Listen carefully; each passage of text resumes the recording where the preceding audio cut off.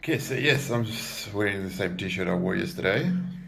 You know, water restrictions and all in the Western Cape, so you gotta say where you can.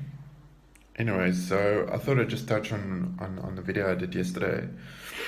I spoke about the emotions and all those things and how telling yourself to be positive could be the worst piece of advice you could give yourself.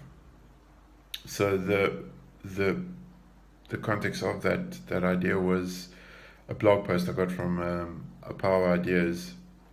And things that stood out to me in that blog post is that really resonated with me was the fact that um, in spite of all the challenges negative emotion pose, there's nothing wrong with having them. And that's kind of what I said yesterday. So that's really how I feel. So if you have negative emotions and all those things, they're a fundamental part of who you are. You can't suppress them. And when I refer to emotions here, I refer to your state, your emotional state when something happens at a particular moment or that. So I'm referring to that. So emotions are a fundamental part of who we are. It's an expression of our basic intelligence and creative energy. I mean that is so true. I mean your emotions are definitely a fundamental part of who you are. You can't deny your emotions. And this is the point. That's one of the key points that really stood out to me. When you connect with the essence of your emotions, you can respond without preconceptions and judgments. Then you can explore and get to know your emotions without reacting immediately to their energy, and they become a source of wisdom and compassion. That's so fucking powerful. That, and you think about it, if you look at the essence of your emotions, if you deal with it and you understand where it's coming from and you don't respond immediately, and that's kind of what I also said yesterday, what I felt yesterday is that you don't respond immediately. That's a key. So you don't always respond to when people say things to you when you don't respond to it. So, but what you do is you recognize the emotion and you learn from it and you improve yourself. I mean, I'm 36 years old. And there's no limit to what you can learn about yourself. There's no age number prevents you from learning from yourself. It's got to be like that in life.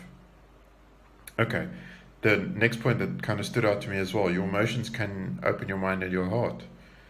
They can lead you beyond your habitual patterns into new territory. That's so amazingly true. I mean, if you understand and recognize the emotions and the way you respond to those emotions at a particular point in time, and you and it happens again, then you can, because you've made yourself aware of it now you can try and respond better to it. I mean, there's no perfect response that you can coach yourself into, but you can try and respond better and you can try and be better.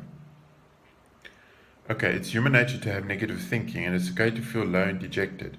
Low emotions and their presence help us to appreciate the happiness in our lives, and challenges enable us to enhance our mind muscles. That's pretty cool. I mean, I understand. I mean, emotional challenges help you to grow.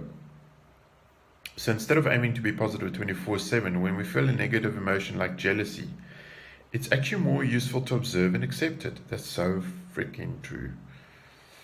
Just let it happen. I mean, if my girlfriend mentions another guy and she mentions him quite a few times and she continues mentioning him, but there's nothing more to what she's saying, I just got to kind of like